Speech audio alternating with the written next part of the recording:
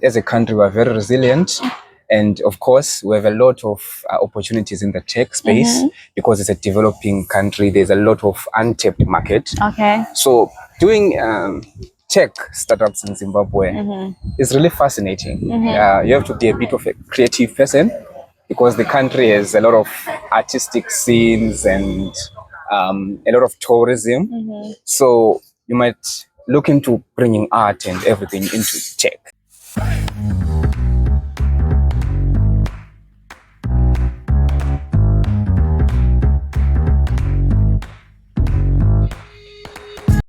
Hello, all my beautiful entrepreneurs. You're welcome once again to Elevate with Miranda. Yes, I'm your personal development partner, and on this channel, we discuss everything personal development, entrepreneurship, and technology. By the way, we are still on our series doing business in different parts of Africa, and today I'm taking you again to the southern part of Africa, Zimbabwe. But before we get started, do you know that Zimbabwe is one of the countries with the highest number of official languages? Yes, Zimbabwe has 16 official languages, and there are a lot of exciting things about Zimbabwe which you will not want to miss for any reason. So stay with us. We will be back in a bit.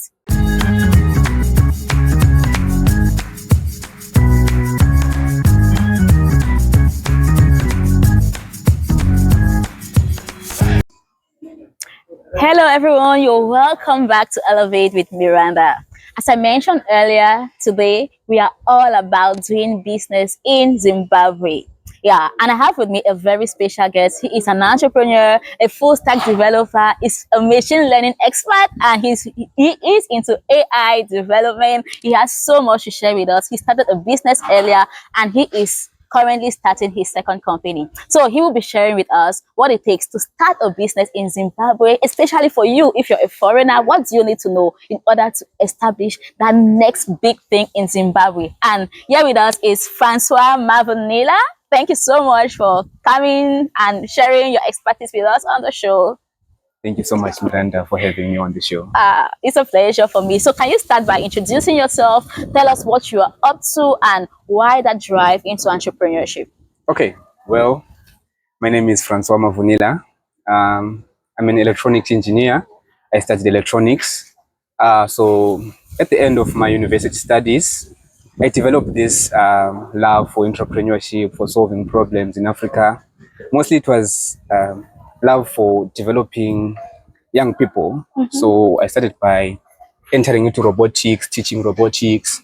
Then I had a startup with my friends called Convex Digital, where we do digital marketing and marketing. We do billboards, all form of signage.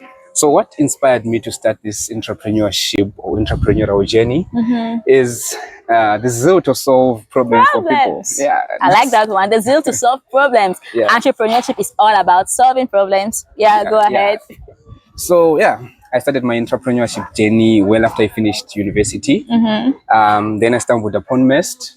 Then I found myself here in Ghana, and I'm so excited to have met a lot of entrepreneurs like yourself. Oh, thank you so much. So you mentioned that you started your first company, and I know you're currently working on starting your second company. So can you just share with us what are some of the lessons you've learned from your previous company? Yeah, right up to this point. Okay. So from my previous company, what I learned the most is that your network is your network. So when we started, our first customers were the people that we already had connection with. Okay. So it was actually difficult penetrating the market, but having someone that holds your hand and be your first customer, they put the first billboard and people start to see that billboard and come to you. That was a big deal for us. Wow. Then over time, one thing I've learned is adaptability. So this startup ecosystem is very tricky. It's always changing. Yeah. Technology is changing every day. The market is changing every day. Customers, people themselves are changing every day. So as an entrepreneur, I've learned that you have to adapt to the market in order to stay relevant. Oh, that is so insightful, guys. So if you're learning something, please, before we even continue, make sure you give this video a thumbs up. And if you haven't subscribed, I don't know what you're still waiting for. So you shared a lot, like adapt. You see, you have to learn fast and adapt. Yes. Yeah, for those who are hesitating, I think don't stop hesitating, stop putting yourself back. You have to go very fast in the market. learn and adapt very fast. That's very true. So now let's talk about our topic proper, doing business in Zimbabwe. So tell us just give us a highlight on the Zimbabwe's tech ecosystem. How is it like doing a business over there? Okay, so let me first describe of how Zimbabweans see tech. Okay. Well, as a country, we're very resilient. And of course, we have a lot of opportunities in the tech space because it's a developing country. There's a lot of untapped market. Okay. So doing tech startups in Zimbabwe is really fascinating. You have to be a bit of a creative person because the country has a lot of artistic scenes and a lot of tourism.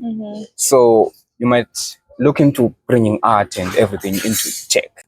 Bringing arts into tech. Yeah. I think that's one thing that can really work. Yes. So yeah, it's a really fascinating thing doing tech, and there's a lot of people who are tech savvy. So there's a lot of talent, a lot of hubs, even universities actually bringing in grooming talent, having these incubators and everything. Yeah, I was about asking you that what are some of these resources? Like for someone who is into entrepreneurship in Zimbabwe, are there any resources that are available? How supportive is the government to entrepreneurs like yourself? Okay, yeah, there are loans that for startups like myself, like you, but also there's over the past years there's been a growing trend in incubators, in a lot of private companies investing or believing in the talent in the country.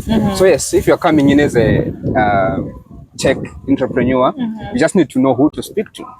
So yeah. So they need to know, like we have you right now, so you can always speak to Francois. Okay. Yes, you can speak to me.